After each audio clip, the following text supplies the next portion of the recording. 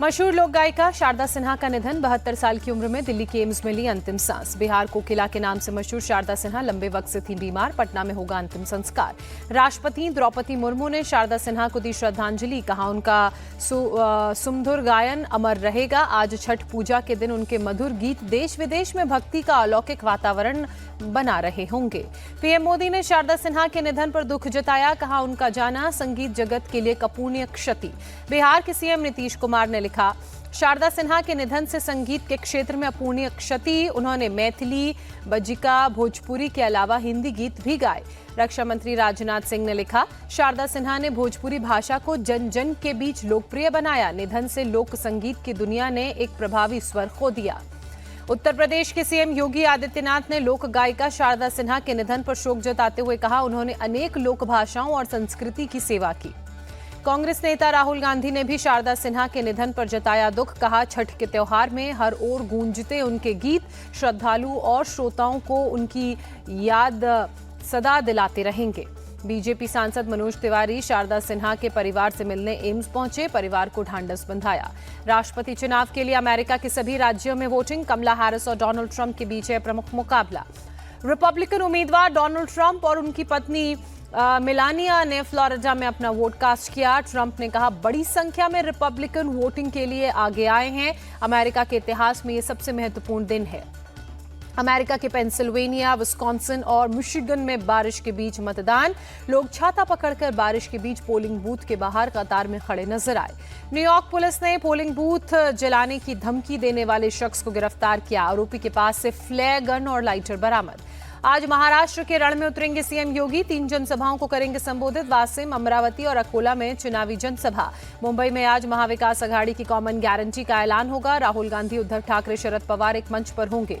महाराष्ट्र में आज चुनाव प्रचार का भी आगाज करेंगे राहुल गांधी। बांद्रा कुर्ला कॉम्प्लेक्स में होगी एमवीए की संयुक्त रैली। नागपुर में आज संविधान सम्मेलन कार्यक्रम में राहुल गांधी शामिल होंगे। विदर्भ की एक सामाजिक संस्था ओबीसी युवा मंच ने कार्यक्रम का आयोजन किया। एनसीपी अजीत पवार गुट भी आज अपना मैनिफेस्टो जारी करेगा। मुंबई में सुनील तटकरे और प्रफुल्ल पटेल घोषणा पत्र जारी करेंगे। अजीत पवार बारामती से वीडियो कॉन्फ्रेंसिंग के जरिए जुड़ेंगे। उद्धव ठाकरे आज भिवंडी में चुनावी रैली करेंगे। मुंबई में एमवीए की संयुक्त रैली में भी लेंगे हिस्सा। एमएनएस प्रमुख राज ठाकरे आज सोलापुर और अमरावती के दौरे पर रहेंगे। पार्टी उम्मीदवारों के लिए चुनावी प्रचार करेंगे।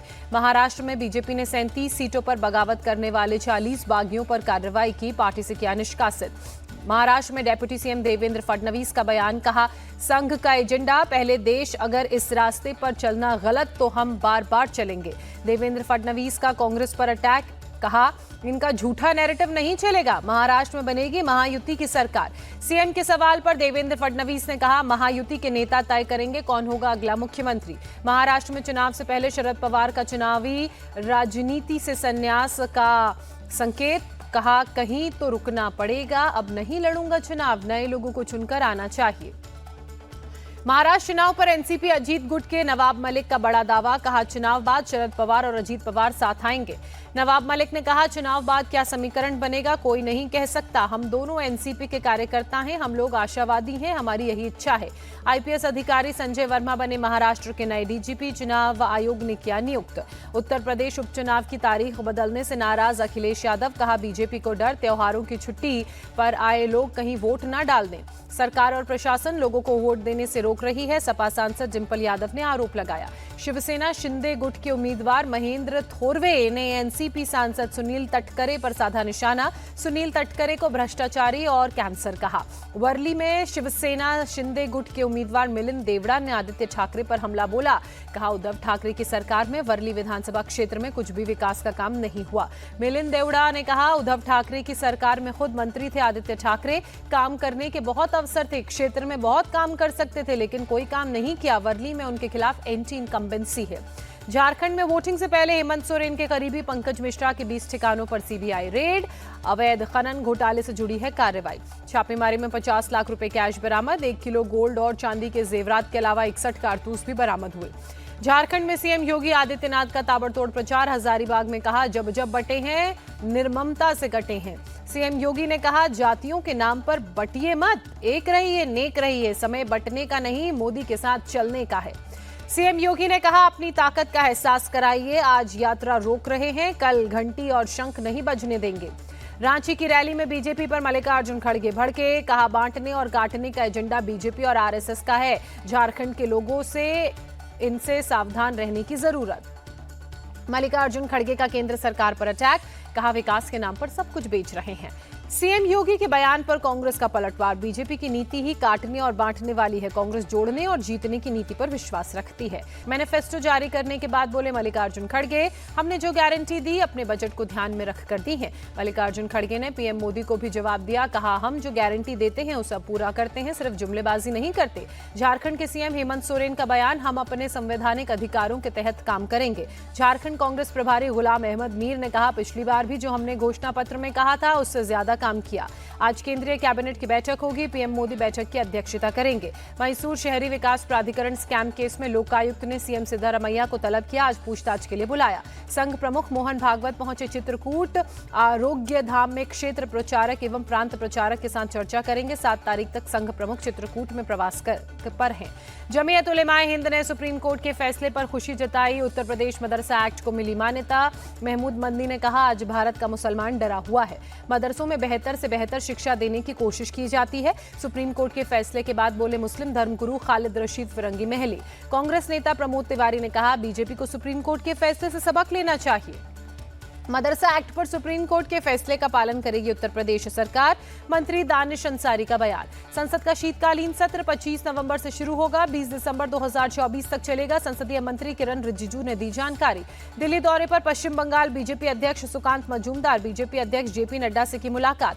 मध्य प्रदेश सरकार का बड़ा फैसला, सरकारी नौकरी में महिलाओं को मिलेगा 35% रिजर्वेशन। राष्ट्रपति द्रौपदी मुर्मू ने दिल्ली में एशियाई बौद्ध शिखर सम्मेलन 2024 का किया उद्घाटन, मंत्री किरण रिजिजू और गजेंद्र सिंह शेखावत भी रहे मौजूद। कांग्रेस विधायक शांति धारीवाल को सुप्रीम कोर्ट से झटका, एकल पट्टा मामले में हाईकोर्ट के आदेश रद्द। जम्मू कश्मीर के बांदीपुरा में एनकाउंटर, सुरक्षा बलों ने एक आतंकी को ढेर किया, इलाके में सर्च ऑपरेशन जारी। अल्मोड़ा बस हादसे के घायलों से मिले कांग्रेस नेता हरीश रावत, ऋषिकेश एम्स जाकर उनका हाल जाना। छठ पर्व का आज दूसरा दिन, शाम को खरना होगा, व्रती दिन भर रखेंगे व्रत।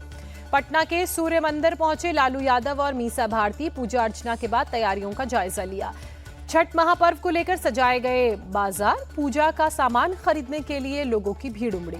दिल्ली के अलीपुर और नांगलोई में फायरिंग करने वाले 2 शूटर गिरफ्तार, दोनों जगह फायरिंग करने के बाद फरार हुए। पुलिस ने टीम बनाकर आरोपियों को गिरफ्तार किया। बिहार के सुल्तानगंज रेलवे स्टेशन का नाम बदलेगा, नया नाम होगा अजगैबीनाथ। बिहार के डिप्टी सीएम सम्राट चौधरी ने कहा, रेल मंत्री के साथ मिलकर जल्द इस काम को पूरा करवाएंगे। मध्य प्रदेश के सभी थानों में मंदिर बनाने पर हाईकोर्ट ने लगाई रोक, डीजीपी को नोटिस देकर पूछा किसके आदेश से सरकारी भूमि पर बन रहे हैं मंदिर। सरकार से पूछा कैसे शासकीय जमीन पर बन रहा है मंदिर। राजस्थान के डिग जिले में साइबर ठगी के आरोपी को पकड़वाने वाले शख्स के घर फायरिंग, पूरे परिवार पर पथराव, फायरिंग में शख्स को लगी गोली, पथराव में मां बेटे हुए घायल। पीड़ित परिवार ने 2 महीने पहले साइबर ठगी करने वाले गिरोह का किया था पुलिस के हवाले, जिसके बाद दोनों परिवार वालों के बीच चल रहा था विवाद। उत्तराखंड के रुद्रपुर में डेंटल डॉक्टर को हर्ष फायरिंग करना पड़ा महंगा, पुलिस ने स्वतः संज्ञान लेते हुए केस दर्ज किया। फायरिंग का वीडियो बनाकर सोशल मीडिया पर डालने के बाद एक्शन में पुलिस। उड़ीसा के गजपति में पुलिस ने 337 किलो प्रतिबंधित ड्रग्स बरामद की, पुलिस ने ड्रग्स के साथ एक शख्स को भी गिरफ्तार किया। वाराणसी पहुंचे अभिनेता कार्तिक आर्यन, गंगा घाट पर गंगा आरती की। मथुरा के बरसाना में मामूली विवाद में जमकर लाठी डंडे चले, बीच बचाव करने के लिए आए बुजुर्गों की पिटाई से मौत हुई। जयपुर में पनीर भंडार के गोदाम में खाद्य विभाग ने छापा मारा, 350 किलो मिलावटी पनीर नष्ट किया।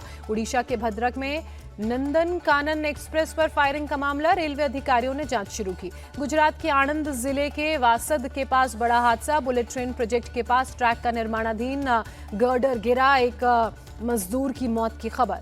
जम्मू कश्मीर के हंदवाड़ा में पुलिस सीआरपीएफ की बड़ी कामयाबी, आतंकी के एक सहयोगी को गिरफ्तार किया। पुरी के जगन्नाथ मंदिर की दीवारों पर दिखी दरारें, मंदिर प्रशासन ने एएसआई से दीवारों का निरीक्षण करने की अपील की। दिल्ली में बढ़ते प्रदूषण पर सरकार की नजर, पर्यावरण मंत्री गोपाल राय ने संबंधित अधिकारियों के साथ बैठक की। टीम इंडिया के पूर्व ऑलराउंडर युवराज सिंह ने विराट कोहली का बढ़ाया हौसला, कहा ऑस्ट्रेलिया सीरीज पर विराट करेंगे जोरदार कमबैक, दुनिया को विराट कोहली से बड़ी पारी का इंतजार। ऑस्ट्रेलियाई क्रिकेटर डेविड वार्नर का विराट रोहित पर बड़ा बयान आया सामने, कहा बॉर्डर गावस्कर ट्रॉफी में विराट रोहित कर सकते हैं कमबैक, ऑस्ट्रेलिया में खराब फॉर्म से मिलेगी विराट रोहित को मुक्ति। बीजीटी सीरीज से पहले ऑस्ट्रेलिया के तेज गेंदबाज जॉश हेजलवुड ने दिया बड़ा बयान। कहा, ऑस्ट्रेलिया के खिलाफ मजबूती से वापसी करेगा भारत। हेजलवुड ने अपनी टीम को किया आगाह।